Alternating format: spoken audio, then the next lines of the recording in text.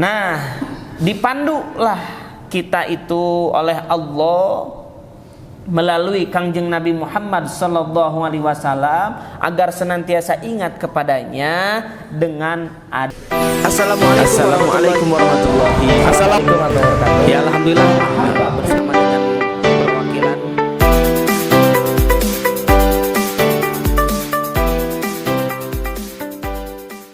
Bapak Ibu yang dimuliakan Allah Subhanahu wa taala.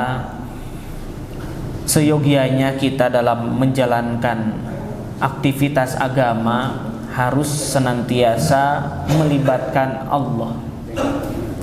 Harus senantiasa melibatkan Allah dalam segala urusan. Bahkan kalau bisa semua hal itu jadi sesuatu yang mengingatkan kita kepada Allah. Lihat rumah maka ingat Allah.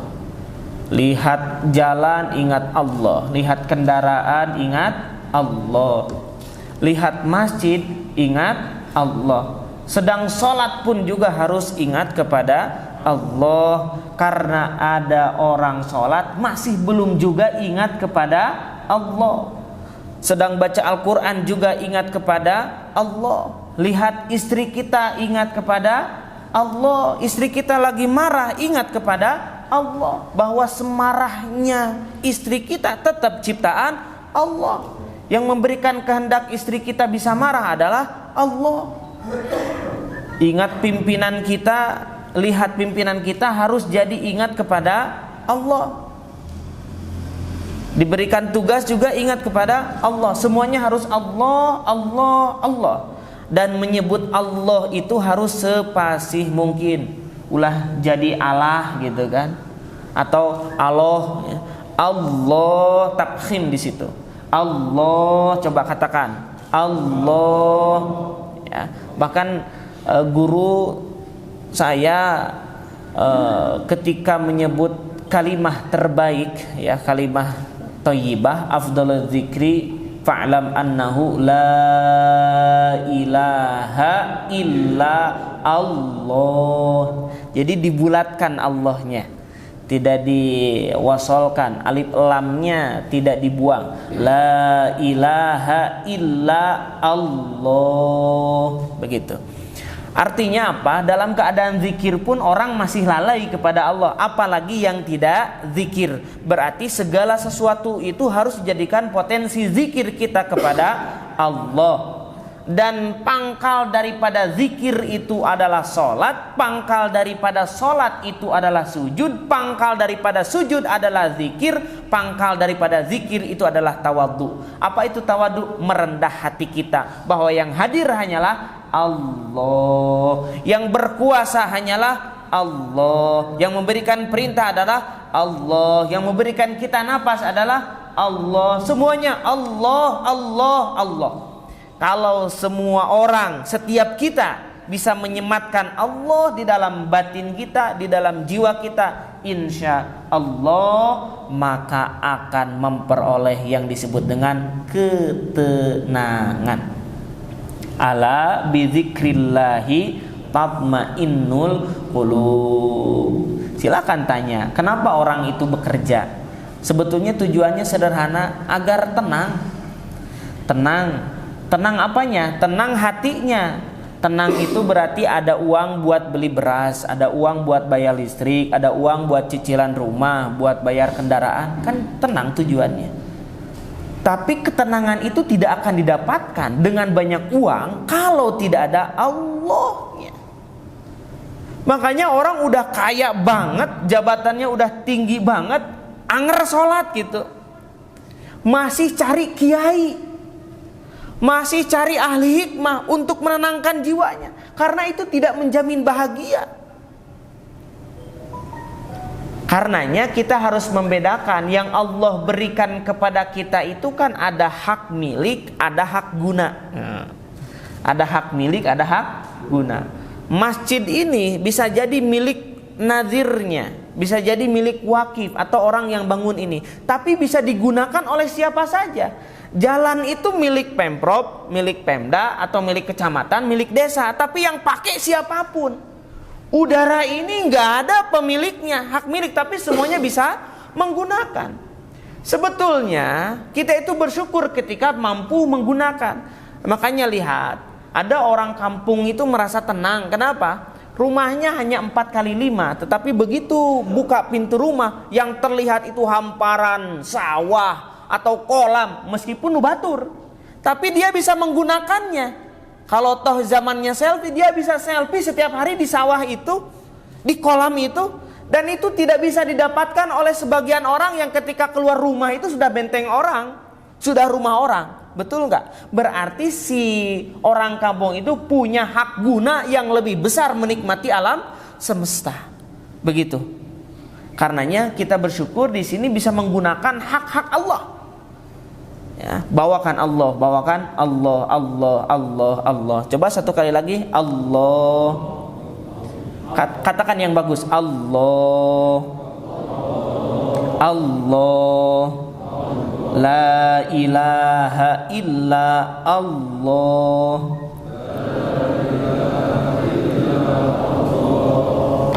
Kalau bergetar hati kita menyebutkan nama Allah, masih ada iman.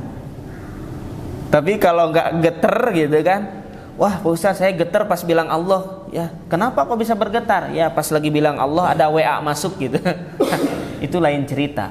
Bergetar hati kita. Makanya fokus. Kalau sedang ngaji fokus, karena ngaji nggak lama.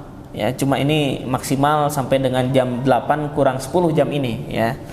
Karena ini lambat 10 menit. Oke. Kembali kepada topik, bahwa segala sesuatu harus membawa kalimah Allah. Sematkan Allah, jadikan media zikir kita, ingat kita kepada Allah. Kalau setelah kita mampu ingat kepada Allah, maka tawaduklah. Apa tawaduk? Rendah hati. Bahwa Allah yang maha kuasa, Allah yang menjamin segalanya, Allah yang memberikan kita kesempatan untuk beraktivitas, punya jabatan ini, punya pangkat ini, punya harta ini, punya milik ini. Tetapi kita harus bersyukur juga kepada Allah Subhanahu wa ta'ala, bahwa di samping yang kita miliki, Allah memberikan fasilitas banyak sesuatu yang bisa kita gunakan. Kalau boleh jujur, rumah kita dengan masjid ini luas mana? Luas masjid gitu kan? Betul nggak? Nyaman masjid. Di rumah kita mungkin nggak ada kaligrafi tulisan ini, ya. Tapi di masjid ada. Makanya semakin kalau kita ingin menikmati kekuasaan Allah Subhanahu wa taala, rajin-rajin ziarah, mengunjungi masjid-masjid Allah. Di situ kita akan melihat kemegahan, betapa besarnya kekuasaan Allah. Tentu kalau kita melihat kekuasaan Allah, kita akan mengecilkan diri kita. Dunia ini atau selain Allah ini akan kecil. Sama seperti kecilnya kita, bahwa yang maha besar itu adalah Allah. Nah, dipandulah kita itu oleh Allah melalui Kangjeng Nabi Muhammad sallallahu alaihi wasallam agar senantiasa ingat kepadanya dengan adanya Al-Qur'an. Dengan adanya apa? Al-Qur'an. Al-Qur'an itu adalah kalamullah. Di dalam Al-Quran itu dijelaskan tentang kekuasaan Allah Subhanahu wa ta'ala. Ada perintah di dalam Al-Quran, ada juga larangan di dalam Al-Quran. Jadi kalau kita sederhana ya, biar nggak ini ya, biar mudah menerjemahkannya. Al-Quran itu konsepnya adalah konsep syahadat. Konsep apa? Syahadat itu ada dua frase. Asyhadu alla ilaha illallah wa asyhadu anna Muhammadar Rasulullah. Nah ini Al-Quran itu syahadat itu. Makanya orang mau masuk Islam harus bersyahadat. Maka syahadat itu dua kalimat syahadat, isinya adalah Al-Quran. Kenapa bisa demikian?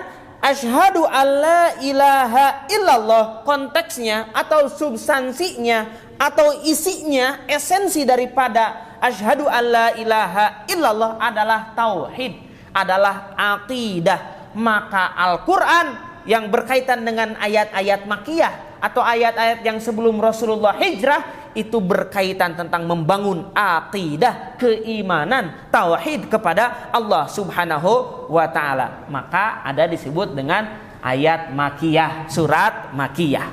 berkaitan tentang apa? Akidah kepada Allah Subhanahu wa taala. Wa asyhadu anna Muhammadar Rasulullah. Lalu syahadat yang kedua adalah kita menyaksikan dengan penuh keyakinan Kangjeng Nabi Muhammad sallallahu alaihi wasallam adalah utusan Allah. Maka itu merupakan realisasi, maka itu merupakan frase aplikasi. Bagaimana sih cara berakidah kepada Allah? Bagaimana sih cara bertauhid kepada Allah? Maka kamu harus mengikuti syariat Kangjeng Nabi Muhammad sallallahu alaihi wasallam. Dan ayat-ayat syariat ini diterangkan di dalam Al-Quran. Itu ayat-ayat atau surat-surat Madaniyah. Setelah Rasul hijrah, maka kebanyakan Al-Quran diturunkan, Al-Quran disampaikan oleh Kangjeng Nabi Muhammad SAW berkaitan tentang al-hukmus syariah, tentang syariat-syariat, tentang muamalah, tentang jinayah, tentang munakahah, tentang apapun. Ya, berarti Al-Quran isinya cuma dua. Apa itu? Akidah. Yang kedua apa? Syariah. Akidah apa? Syahadat kepada Allah. Syariah apa? Syahadat kepada Kangjeng Nabi Muhammad sallallahu alaihi wasallam. Di dalam akidah diterangkan apa akidah? Akidah kita itu meyakini bahwa Allah yang Maha Tunggal. Artinya apa? Wahdahu la syarikalahu. Tidak ada yang mampu menyaingi Allah, tidak ada yang mampu menandingi Allah, tidak ada yang mampu mengabulkan permintaanmu kecuali Allah.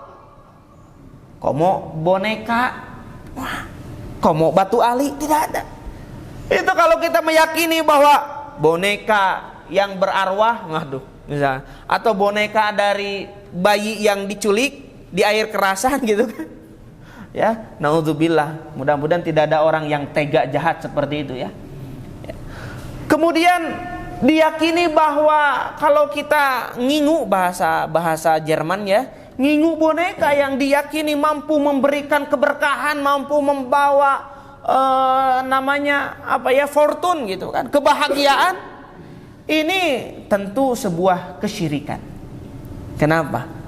Karena Allah sudah menjamin. Kamu dengan menyebut nama Allah, gak usah disandingkan dengan boneka. Jangan disandingkan juga dengan batu ali. Jangan disandingkan juga dengan keris. Jangan disandingkan dengan apapun. Hanya Allah, Allah, Allah. Kita boleh gak mengingat Allah dengan media? Nah, ini kan masjid itu media. Media ingat kita kepada Allah. Sajadah media ingat kepada Allah. Ya, Ustadz pakai peci ini, kenapa Ustadz pakai peci? Sebenarnya nggak masalah nggak pakai peci, cuman agak botak aja ini ya. Nunyukurna salah ya teh, leuwih teuing ponina gitu kan ya. Nah, ini hanya supaya ingat kepada Allah. Dengan pakai peci, kita itu jadi wah, orang panggil Ustadz. Padahal bukan Ustadz yang pakai peci, semua nih sih banyak yang pakai. Bisa aja jenderal pakai peci kan. Tetapi dengan ini jadi ingat kepada Allah. Ada orang yang mengingatkan kita. Ini hanya media. Bukan berarti dengan kita pakai peci lantas kita meyakini peci ini bawa keberkahan. Kalau saya nggak pakai peci, maka saya hanya dipanggil orang biasa saja. Ketika pakai peci orang menghormati saya. Wah, itu tidak seperti itu. Jangan sampai. Ini nggak ada istilahnya, nggak ada apa ya? Tidak ada sesuatu yang melebihi kekuatan Allah Subhanahu Wa Taala dalam media apapun. Begitu. Jadi ini hanya wasilah saja. Pakai peci, oke, saya ibadah kepada Allah. Nggak pakai peci juga ibadah kepada Allah. Sama hal yang lainnya. Maka tentu di sini akidah kita harus betul.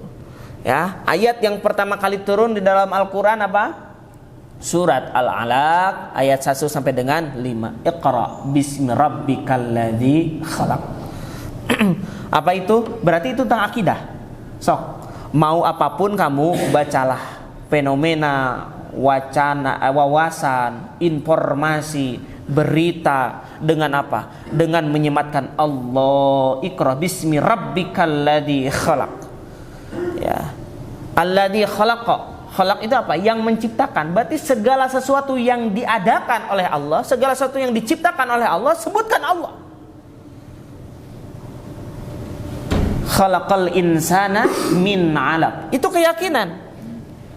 Khalaqal insana min 'alaq. Iqra wa rabbukal akram alladzi 'allama bil qalam. 'Allamal insana ma lam ya'lam.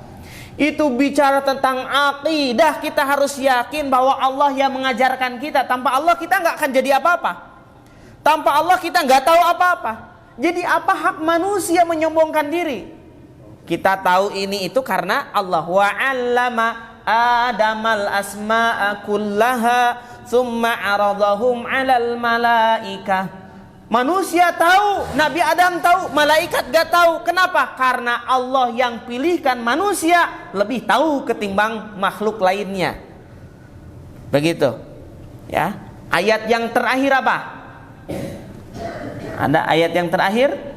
Tadi kalau Iqra bismi rabbikal ladzi khalaq bicara tentang akidah, karena itu masuk surat Makkiyah, bicaranya tentang tauhid. Kemudian kalau ayat yang turunnya setelah hijrah Rasul disebut apa? Surat apa? Madaniyah, bicaranya tentang syariat. Maka ayat yang terakhir turun yaitu surah Al-Baqarah ayat 281 yang bunyinya wattaqu yauman turja'una fihi ilallah tsumma tuwaffa kullu nafsin ma kasabat wa hum la yuzlamun. Itu ayat terakhir. Ya. Jadi kalau masih ada orang yang bilang mungkin ayat terakhir al yauma akmaltu lakum dinakum, belum menemukan hadisnya. Di dalam hadis, di dalam nas manapun para ulama menyebutkan bahwa termasuk dalam tafsir Sofwatut Tafasir karya almarhum al-maghfur Syekh Ali As-Sabuni menyebutkan bahwa ayat terakhir yang diturunkan Allah ke muka bumi ini kepada Kanjeng Nabi Muhammad SAW adalah Al-Baqarah ayat 281. Jadi isinya 3. Tentang syariat isinya 3. Wattaqu yauman turja'una fihi. Takutlah, bertakwalah kepada Allah pada hari kita akan dikembalikan. Berarti ya kita maut itu hukum syariat. Artinya apa? Hukum pasti. Teu kudu make keimanan deui da urang pasti maut. Leres teu? Sok. Semua pasti mah pakai keimanan jangan. Enggak usah, itu mah sudah faktual itu mah. Gitu kan? Karena tahapan keimanan itu kan ada ilmal yakin, ada ainal yakin, ada hakul yakin. Hakul yakin setiap manusia pasti maut. Teu didalilan oge kullu nafsin da'iqatun maut. Setiap manusia maut. Tadi dalilan oke kita tahu pasti mati manusia. Makanya nih diingatkan harus disambungkan dengan akidah wala tamutunna illa wa antum muslimun. Jangan sampai ketika kita meninggal dunia dalam keadaan tidak beriman kepada Allah. Hati-hati. Ketika kita meninggal mah harus dalam keadaan iman, percaya kepada Allah. Berarti wattaqu yauman turja'una fihi ilallah. Ini artinya ayat motivasi sebetulnya. Kita itu jahat. Bader. Hese bagur nanti gitu kan. Ya, diangkat jadi pejabat kalah korupsi, teu korupsi dolim gitu kan. Tah cing yakin bade maut mah insyaallah ku Allah teh dipasihan kesempatan taubat. Amin ya Allah ya Rabbal. Makanya kita nggak boleh nuduh orang, nggak boleh justifikasi, karena nggak tahu akhir hayat seseorang, kita tidak tahu. Cuman kalau melihat redaksi ini, tentu Allah menginginkan kita semuanya meninggal dalam keadaan husnul khatimah. Itu adalah keinginan siapa? Keinginan Allah. Karena hanya musuh Allah yang menginginkan kita meninggal dalam keadaan jauh dari Allah. Siapa? Iblis laknatullah. Begitu? Kalau Allah ingin kita meninggal apa? Husnul khatimah. Makanya ini guyon ulama begini. Keun bae baong ayeuna, biarkan sekarang suka berbuat zalim, itu artinya kita panjang usia. Kenapa panjang usia? Karena Allah masih memberikan kesempatan kita untuk taubat. Karena kalau orang sudah baik, artinya ajalnya sudah dekat. Ya, benar ya. Ajalnya sudah dekat betul. Ya, orang itu kalau sudah jadi pensiun, jadi preman itu mati itu udah. Ya, kalau dia masih galak, insya Allah usianya masih panjang. Karena memang seperti itu. Allah itu menghendaki manusia itu bahagia di dunia dan di akhirat. Tapi endingnya nih, batas antara dunia dan akhirat adalah kematian. Makanya wala tamutunna illa wa antum muslimun. Positif thinking kepada Allah Subhanahu wa taala. Insyaallah kita dimatikan husnul khatimah. Amin. Kemudian yang kedua, summa tuwaffa kullu nafsim ma kasabat. Yang kedua, ayat terakhir diturunkan ini dalam ayat itu ya, dalam ayat 281 Al-Baqarah, poin yang keduanya bahwa kita itu kalau berbuat baik akan dibalas baik, kalau berbuat jelek akan dibalas jelek. Artinya di akhirat kelak tergantung bagaimana kita di dunia. Seperti itu. Kemudian yang terakhir, kuncinya adalah wahum la yuzlamun. Allah itu maha adil, maha bijaksana, mengetahui apa yang lembut sekalipun, tentu kita tidak akan dizolimi. Itu. Jadi poin yang pertama, insya Allah meninggal husnul khotimah. Yang kedua, kebaikan akan dibalas kebaikan. Kemudian yang ketiga, maka kita itu tidak akan dizolimi. Artinya apa? Kan begini, Allah punya sifat apa? Rahman, Rahim. Tagih itu, ya Allah katanya punya sifat Rahman, masa saya dibakar di api neraka? Nah, siapkan kalimat itu dari sekarang, wahai calon penghuni neraka. Ya gitu. Ya maksudnya kita harus positif bahwa Allah akan memasukkan kita ke surga. Kalau kita bukan penduduk surga, insya Allah akan apa ya? Akan berkeringat mendengar pengajian. Wah itu ada apa? Ada pengajian. Kan kita biasa-biasa aja, paling nggak merhatiin lah main HP gitu kan. Ya seetik masih ada iman kan begitu ya. Ya artinya kita mendengar adzan masih biasa-biasa saja kan. Nah, kalau kita mendengar adzan kok saya ini kayak ada gempa gitu. Nah berarti di situ kita harus diruqyah. Ya. Kalau masih mendengar adzan masih nggak sholat, itu masih aya iman lah seetik gitu kan. Atau sholatnya terlambat, berarti lumayan lah, masih lumayan begitu. Ya, seperti itu. Wahum la yuzlamun. Allah itu tidak akan mendolimi kita, tidak akan nyiksa kita, tidak akan membuat kita menderita, tidak akan membuat kita sengsara, tidak akan membuat kita itu sedih selama-lamanya di neraka. Amin ya Allah ya Rabbal Alamin. Tentu akhir yang baik itu akan kita dapatkan. Insya Allah kita selalu berdoa kepada Allah Subhanahu Wa Taala diberikan sesuatu yang istimewa. Amin ya Allah ya Rabbal Alamin.